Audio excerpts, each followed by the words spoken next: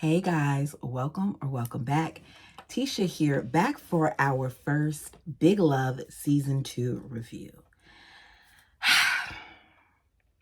I feel like the women in this faith go through far more crap than the men. I feel like they are treated like possessions, and I don't like it. The men may feel stretched thin at times because they have to deal with various personalities, but I really feel like the ladies have it worse. There is so much crap that these men do behind their backs that they are not informed of. There's so many decisions that are being made without the input of the wives, yet the wives are expected to fix things when they go awry. And it makes it hard for me to comprehend how these ladies are able to allow these men to hold these priesthood positions when, in my opinion, they're not leading anything. It doesn't seem like they're leading them to a path where they're going to be doing wonderful for themselves. It seems like they're leading them to destruction. But those are just my thoughts. I don't know. I think in this episode, I'm reminded once again of why I really don't care for Bill. It seems like Barb is going through a lot, and rather than understanding what she's going through, rather than showing that he cares about her feelings, he just wants her to hurry up, get over it, and resume her normal program.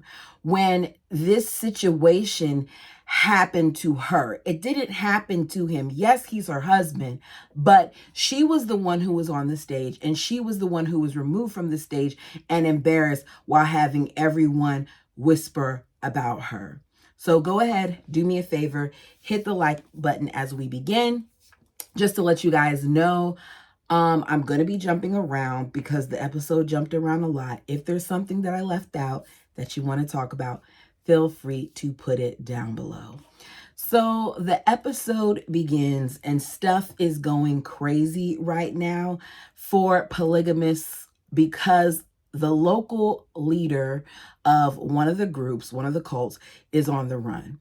So we hear on the radio that a meeting was held with 7 different polygamous groups, and each one sent over a representative. It was held at the local university, and despite everyone's feelings about it, there was a lot of support there. I'm not sure if that support was from citizens that are just supporting polygamists or from actual polygamists, but either way, according to the radio, there was a lot of support.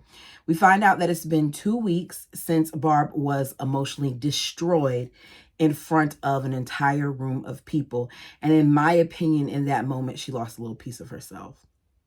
I thought they were outed, but based on the way that the episode goes, it's safe to say that maybe some people are aware, but it wasn't broadcasted over the media or anything like that for all to see, which with the cameras flashing and things of that nature, I thought that was going to be the case, but we don't see an article of it in the paper. If we did, put it down below. But I don't recall seeing anything that said that this is what happened at the ceremony.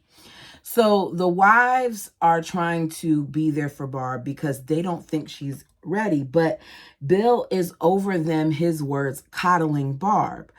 Bill, to me, seems more concerned in this episode about finding out who the leak is and trying to silence them than he is about being there emotionally for his family. So according to Bill, Barb has been in the pool or in the house working on crossword puzzles, and that's it. I do not feel like she should drop her roles as a mom, but who am I to say how she should handle this situation when it's clear that at this point she's just trying to remain afloat? So Bill says the world can go to hell in a handbasket, but as long as they stick together, they'll be all right. Me personally, I wouldn't trust him to lead me anywhere. And I feel like a lot of times Bill is the problem because Bill is a clown. But y'all tell me what you know. So at some point we see Nikki and Marge picking up, well, not at some point, at various points, picking up Barb's slack. They're having meetings on their own, which normally Barb would be at the head, trying to write things down and get things together.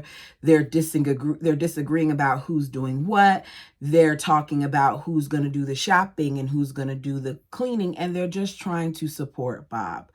The first time we see Barb leave the house is to go and take Tiny to school to register, I believe they said, for summer school. My assumption is that she probably hasn't been to school since the situation occurred with the ceremony.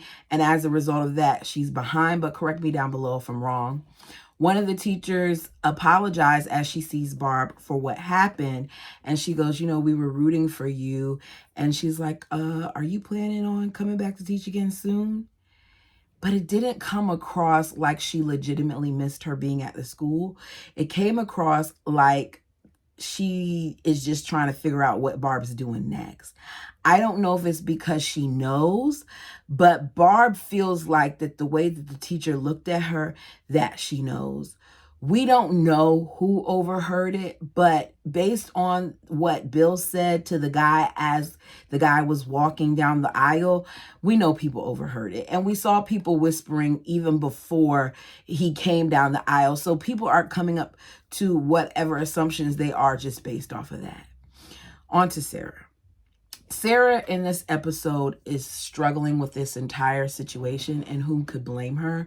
Before Barbara left, Sarah tells her mom that she doesn't feel like anyone knows about the situation. And she, because of everything she's going through, is like, Sarah, I just want to make sure that you don't make the same mistakes that I did. I want to make sure that you're okay, because the look on your face showed me that you weren't, which is true, y'all. Sarah really had me crying in that episode because I could feel her as she was like in shock. And I just feel like this is a lot, especially for a teenager of her age, because she really understands the ramifications of all this, where some of the younger ones may not. So she's like, Sarah, should we change schools? Like, what do you want to do? Do you want to stop now? Do you want to finish out this year? If you want to go to college, let me know. She's kind of panicking. And Sarah's like, look, there's no point in me changing schools. Some of my peers already know about it. The kids at my job call me Pliggy every day at work. And she's like, it's okay. I'm going to be fine. What I need you to do is focus on you and what you need. It's okay for you to do that. And Barb's like, I don't want the choices that I've made to affect your life. But let's be real, you guys. How can't it? When we look at these reality shows, when we read these books, we got to be honest about what these cults do to people. And not only cults, but us as adults. Anything that we do, it affects our children. And take that and add it on a polygamous scale. And it just makes me feel bad for the people who believe that this is the only way, or who feel like they can't get out of this situation because they are forever bound. They are forever forced to live in secret. There's a lot that goes with it that I think we often don't think about. So Sarah knows that she doesn't believe in polygamy, but she doesn't know what exactly she wants to do next. So later on in the episode, we see her attend an ex-Mormon's meeting at a church. She uses an alias and lies about, her siblings and whatever else. But the scene is very powerful to me because the young lady who plays Sarah does a great job in expressing her emotions during the scene. For the first time, we're witnessing her tell a large group how she is feeling and how she was raised, and that she's thinking about leaving because she doesn't agree with polygamy, and how the thought of it is scary to her because she sees that people like her little sister think that this is normal because it's something that they've always experienced. And as she's sitting there and she's pouring out her heart, no one is saying anything. They're very stoic. They're not shaking their head. They're not, it's very uncomfortable listening to her talk.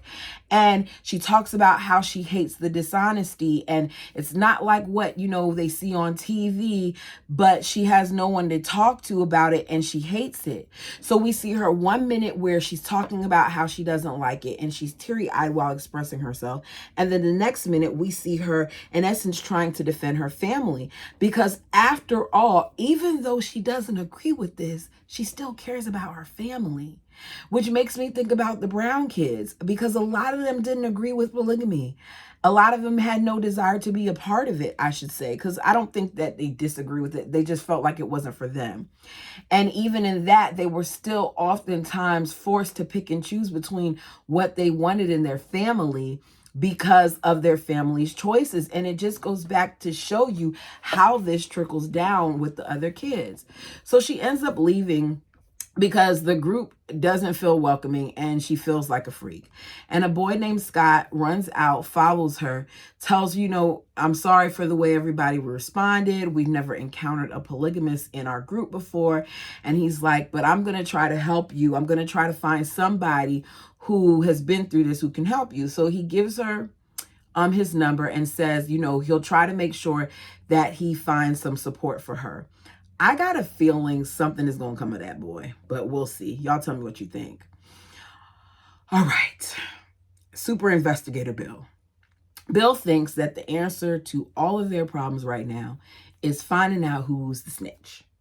So he wants them to question everyone. That means the neighbors, Pam and Carl, Wendy from the job, and others. So Nikki says, add Barb's sister and her family to the list. And Barb says, add Roman to the list, which makes the most sense to me.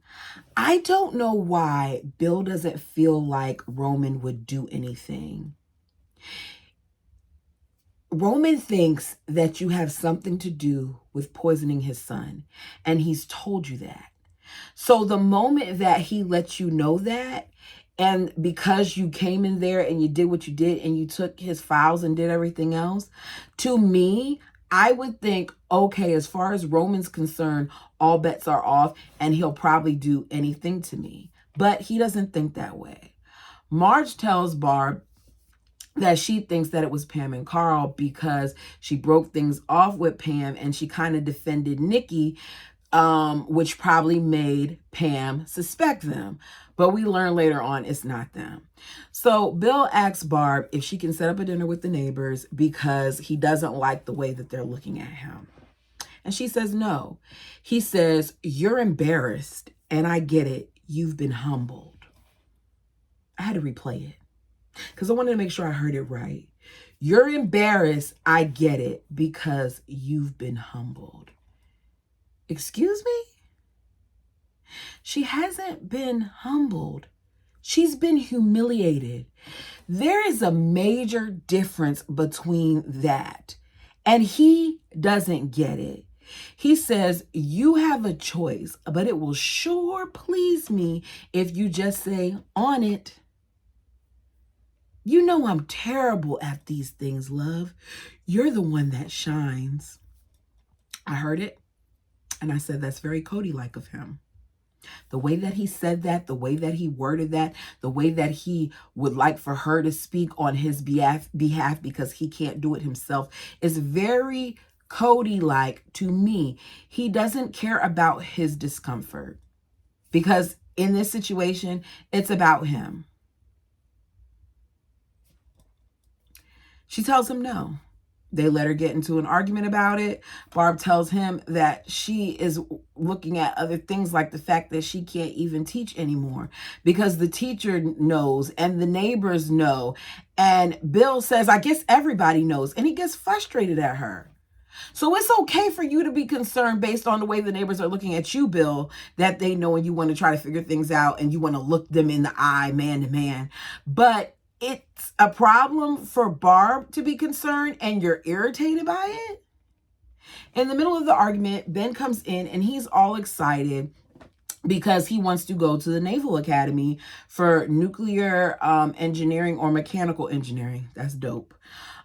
He looks nice in his ROTC attire, but he's concerned because he's going to need a congressional recommendation.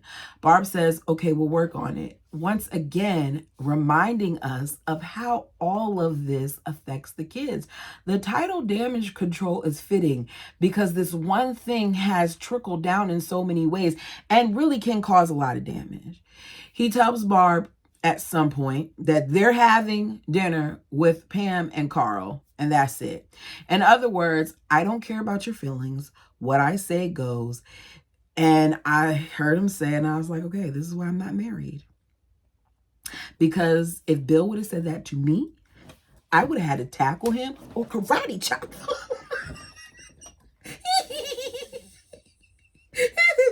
Seriously, like, who are you talking to, Bill? She's trying to process things. She hasn't even really been out the house. And other than taking Teeny, the first thing you want her to do is to go sit with people that she doesn't even really know and be forced to have conversation with them and converse and entertain them because you can't do it on your own and you need her to do it. It's not fair. So she walks off because she's mad and she says, don't test me. And I'm like, yeah, Barb, yeah. Go off, Barb, go off. She says, I see no reason why I should go. Meanwhile, he tells her, Barb, this didn't just happen to you. It happened to all of us. And I'm trying to make it better for all of us. No, I have to disagree. And y'all can disagree with me if it's fine. But I don't feel like at this point it happened to all of them. Because it's not in the paper. It's not blasted. It happened to her. Now, if something came of it, which I guess we'll still see, then I can see him saying that. But right now it's about Barb. And if we're clear, Bill happened to all of them.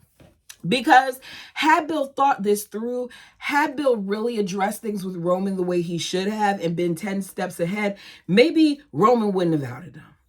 So she says, you may be the priesthood holder, but I have to say so too. And he shuts her down. He shuts her down. Because, according to Nikki, he can tell her what to do. Barb heads towards the stairs. Nikki kind of blocks her for a second. We see Barb go up the stairs, and the next thing we know, we see Barb in the car. She's starting up the car, and Barb leaves. Now, she doesn't end up too far because she goes to their friend's house, Don's house, and later while the family is watching the movie, she calls the house. Marge answers the phone. She gives it to Teeny. We don't know exactly what's said, but we find out that she's letting Teeny know that she's not going to be home tonight.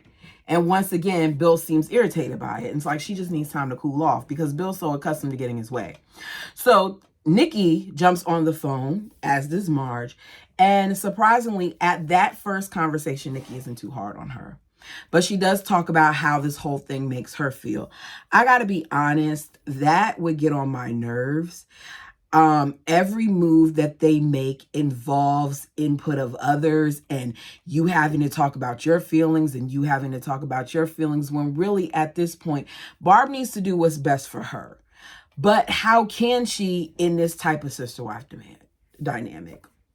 So the wives do seem to care. And at various points while Barb's gone, we see them calling Barb and even meeting up with her to figure out what's next. Nikki tells her, you were sealed in the temple with Bill. You can't just walk out. Forever should mean forever. That, she didn't just marry Bill, that, she married her as well. And they need her back and they're not going to be able to do this without her. In other words, no, wait. She married Barb and Bill and she needs to come back because he's going to do this with or without her. Oh yeah, I read that really, really wrong at first. In other words, she was telling Barb, like, you can leave if you want to, but if you leave, we're still going to be polygamous because he's not going to follow you. So Margene seems more desperate to have Barb back home because that's the balance. She's going as far at one point as telling Nikki's son to get on the phone and ask her when she's going to come back. But Barb doesn't fall for it, and she just tells her she will not be coming home. We end up later seeing Barb go to school to try to sign up for a master's class because she wants to do social work. She wants her focus to be marriage counseling, which is interesting considering the situation currently. We then see her come back to pick up some clothes, and Sarah lets her know that her father will be home soon. It's like even Sarah can see that her mother needs this time. Barb can't get out of that house fast enough when Sarah tells her that. I've said it on multiple occasions, and at the end of this, with her and Bill talking, I feel bad for Barb because I feel like Barb lost a piece of herself when she decided to follow Bill in polygamy. And it's clear based on their conversation at the end that this was not her intentions. She did not intend to marry this man and become a polygamist. She thought that they would be living a monogamous life. Sarah asks, if, she thinks that her dad would join her if she were to leave. And Barb says that she has no idea. But I already knew when that happened, before she even talked to Nikki, that he wouldn't be joining because Bill very much so believes in this. So Nikki goes to visit her mother because all the ladies are supposed to be, questioning people and trying to figure out who said something. She lets her know that Roman banned music. She tells her that Albie feels like Bill has something to do with his poisoning, where she suspects, her sister wives, and her sister wives are suspecting her. So everybody's feeling like everybody has something to do with it. Nikki talks about how Barb left and how it hurts her and how, she's now getting ready to be the first wife and how there's a special place in hell for a person who did this to Barb. I can't wait till she realizes that it's her father. I mean, I hope she finds out that it's him. She thinks that Wendy attacked the family and hurt the people she loves and alludes to wanting to do something. And her mom's like, you're not saying what I think you're saying. Remain strong. She then says, I got something for you. And she gives her a gun and says that your dad said this is for your protection. We later see Marge and Nikki in the car outside of Bill's job, talking to him on the phone while he's outside of his job. It's very odd. Like he's literally across the street and she's on the phone watching him as they talk. And Nikki's sons are in the car. I think all their kids are in the car, Nikki's and Marge's. And they're going back and forth, and the little boy is yelling out the window and trying to say, hey, Dad. And then at one point he gets out the car and we see Marge to go get him. And they're talking to Bill about, what they're going to do about Barb. And Marge says, Bill, this goes, deeper and further than you think, because that's what Barb told her at one point when they were on the phone. He said he's been with her for 18 years. We've only been married for 6, Nikki. I think I know more than you guys. Marge says, Barb feels like she lost her self-respect. And Nikki's like, it's, all of their marriages, it's just not his. It's just a lot of stuff going on, right? Basically, Bill, they want you to try to fix this thing. But it's been 18 years, you guys. She's been married to him for 18 years. She had 12 years of a life where she thought it was just going to be them. I could understand why she would resent him. On to Wendy. Bill is doing all this stuff to prove that Wendy may have something to do with this when we know it's not Wendy. He's tapping her phone. He's digging in her, or getting Dawn to dig in her desk drawer and later confronting her about it. In the drawer, they find newspaper clippings and various notes that she's taken. They're even reading her email history. So both Bill and Dawn feel like she's had an interest in them. Bill wants her gone, and he wants them to find a reason to fire her, where Dawn, on the other hand, is like, okay, just because she's a Judas doesn't mean that she went and said anything, because she too needs this job to support herself. So they end up confronting her, and she's quickly like, look, y'all not about to sit up here and gang up on me. It's not about to be 2 men against 1 woman. So Dawn leaves because she's not going to be intimidated by these 2 men. I do respect that. even though I still don't like Wendy. She lets him know that she has her rights, and despite knowing who and what he is, she didn't say anything. He tells her that regardless of what you think you know, I'm not asking anything of you. He says a corporation has a reputation that has value as well, and he'll fight anyone to protect the reputation of Home Plus. She already told him it wasn't her. She ends up storming out, heading to her car. Something is going on though, because as she heads to her car, there is a black Hummer that is following her while she's walking. We know that a lot of Albie and his dad's people had these Hummers. This is a black one, and it's following her. And it makes her nervous because of what she's already experienced with the whole Hummer situation. So she jumps in her car. And as she's backing out and going down the parking lot, what's behind her? The Hummer again. And she ends up getting into a car accident where we see the airbag deploy. And that's that. I don't know what the situation is with that. What do y'all think it is? Like, why is a Hummer stalking Wendy? Do y'all think Bill had something to do with it? Let me know. We see Joey call Bill and tell him that he feels like something's going on because there's so many different stories right now going around about Albie. And he's not in the hospital where he originally was. Someone said that he got transferred. And there's so many conflicting stories because somebody say not only did he get transferred, but he had a kidney transplant. And some people said that he died on the table and all these other things. We find out that Wanda has done this type of thing 3 other times, that she did this before to his boss at the bowling alley in Phoenix. I don't understand what kind of situation we have going on here where he was with the Dallas Cowboys and he was in Phoenix and was he at another compound? Like, what is that story? I can't wait till we find out more about Joey. So the plan is to stick to the story. All this is going on, and Roman is concerned because stuff is going on with the polygamous guy that he feels like is going to mess up everything for everybody else. And I just don't understand why they're really, really like telling us about that part. Is he going to out Roman? Like, why are they telling us so much about this guy that they're looking for? Anyways. So we see Wanda being questioned while the whole compound looks on. Roman sitting in a chair that looks like he's in a throne, and Wanda is facing him, or we should say that looks like he's the judge, and she's on the stage, and she has a paper where she's asked certain questions, and she's supposed to read the answer to them or tell her answer to what's on the paper. So she says, Albie came by, but he left. It was in the morning. Roman tells her people saw the truck parked outside, her cabin for a while. And she's like, no, it wasn't out there for a while. He left. The next thing we know, the doors open and Albie comes rolling in a wheelchair. They, of course, didn't know that he was out the hospital. So he's over there like gloating because, yeah, I'm here and you're trying to lie, but I'm going to tell what happened.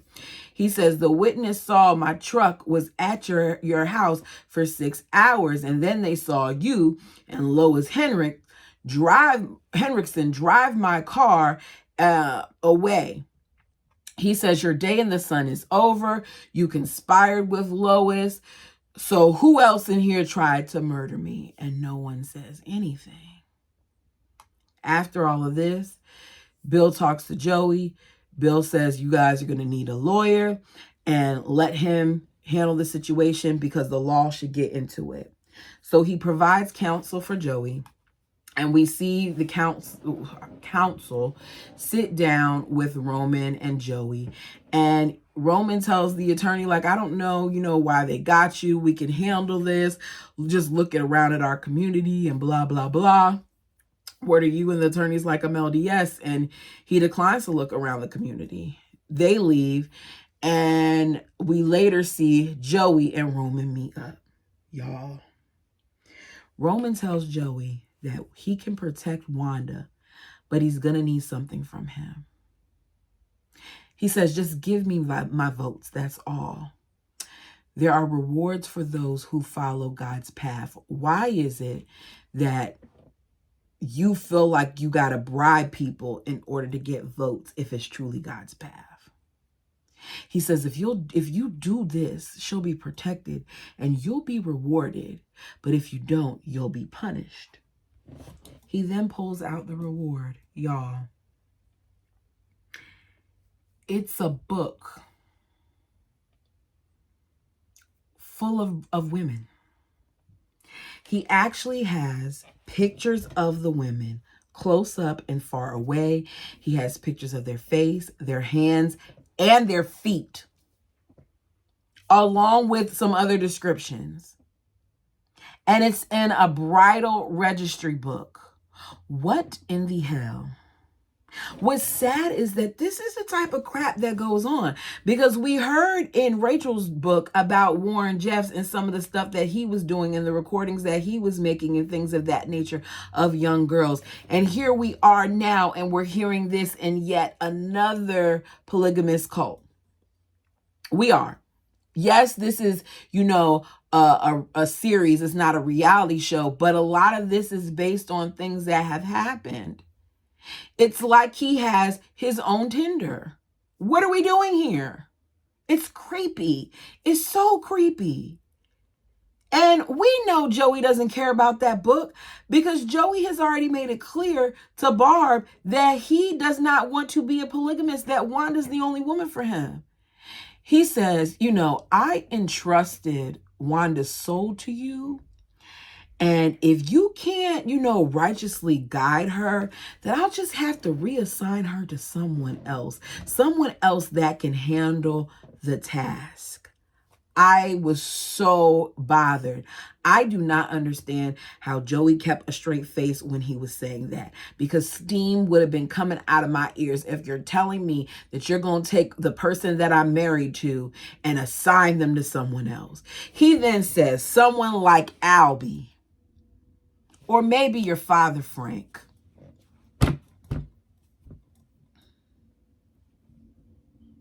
What? I have a feeling, you guys, and y'all tell me what you think, that Joey's going to end up taking the blame for this because he doesn't want nothing to happen to Wanda. So Bill decides that he wants to meet with someone from the Attorney General's office against the advice of his friend, his attorney. Bill requests a meeting with him. He finds somebody who's willing to meet.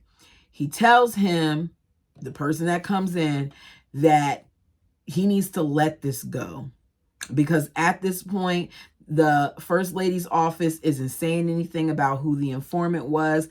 They don't want to reveal that source. And it's been an embarrassment to everyone. In other words, they feel like they dropped the ball because they didn't know that y'all were polygamous. And they really don't want to have anything to do with y'all.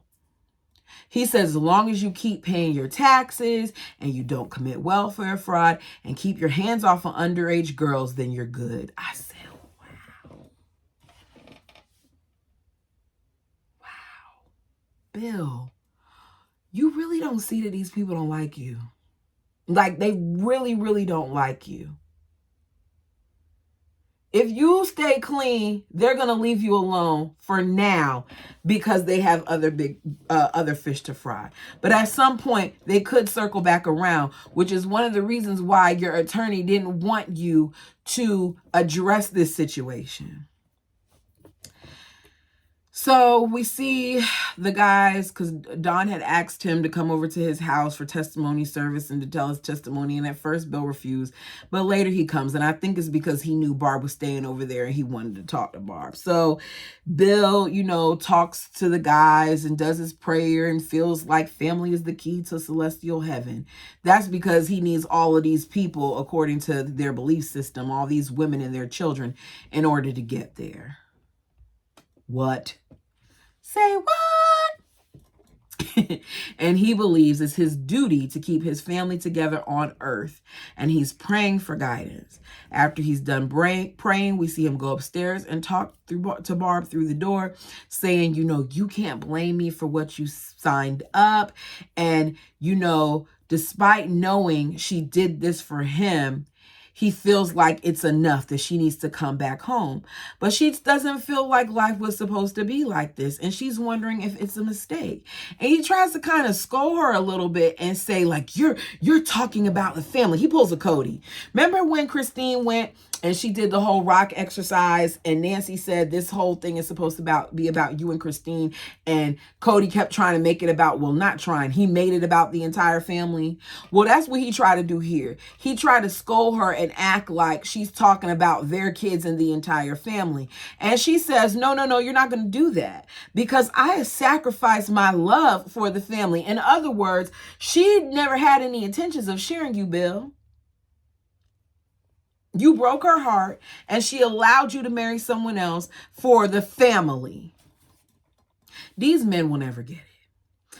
So Roman calls, offering condolences for the trials the family has been going through for the last 2 weeks. He said, we've had differences and spoken harsh words, but on this we stand as one.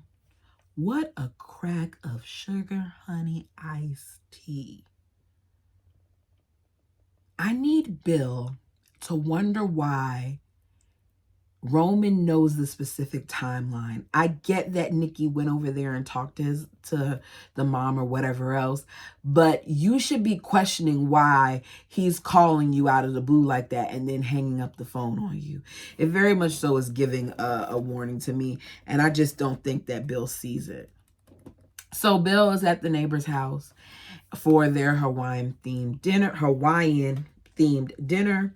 He lets them know that Barb couldn't make it because she had a headache.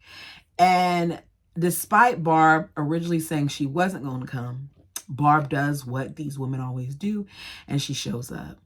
When she arrives, she says, I'm sorry, I'm late. My meeting ran over. And he's like, I told them that you had a headache. So she's like, okay, I'll tell you the truth. We got into an argument over, where we should stay for the holidays. It's the same argument that we always get into. We know that's not the truth. But once again, she's encouraged to lie, to make peace with the neighbors and Bill. She suppresses her feelings on a constant basis to make her husband happy. The look on Bill's face when she sits down beside him is one of relief, because, as he said earlier, he can't do this without her. Pam says, they were nervous about meeting tonight because they felt like the Henriksons didn't like them, that they were a bother. They're like, we talk to you all a lot, but it's because we don't have any kids. And, Marge broke up with us because of Nikki, so we thought maybe you all sided with her too. And Barbara's like, no, she broke up with you because she's pregnant again, and she thought you guys would judge her, which is a great way to let them know that she's pregnant. Dinner is a success. Barb tells Bill he needs to get how hard this whole thing is for her. He claims he's been trying to make it right and to undo what happened, and he's sorry for pushing her into this different kind of marriage, because this was never supposed to be their marriage. I wonder what it took to get Barb to agree to this. How much he badgered her in order for her to agree to this, if this is what it wasn't supposed to be. He says he's sorry for pushing her. He knew she'd do it for him, and he took advantage of her and her love, and he's sorry. Do you know how dangerous it is to be with somebody who's capable of doing that? Who's capable of taking advantage of your love? He's not safe for her. She says, I'm not the wife I was for our first 12 years. That marriage ended, and I can't keep protecting that to be, for you to be with who you were. What happened has made me realize how angry I've been at you. He claims something good will come of this, he swears. And he asks her if she's coming inside, and there's this very dramatic pause as she walks to the car. She's leaving, but of course she just grabs a bag as the wives are looking on, and they walk off because they see that she's coming inside. And I was like, way to punk out, Barb.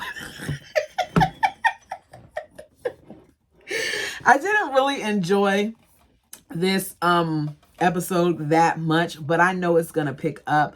I guess I didn't enjoy it because I hated the whole damage control aspect of it, because they made this thing seem like they got busted, and as of right now they're really not that busted. But you all let me know your thoughts down below. Thank you guys so much. While being on my little hiatus, which it was only a couple days, but while being on my little hiatus, I noticed that we got to 2,000 subscribers. Woo, woo! I'm so excited, and I thank each and every one of you. Thank you for every like, every share, every comment. The family is growing, baby, and I'm excited. Until next time.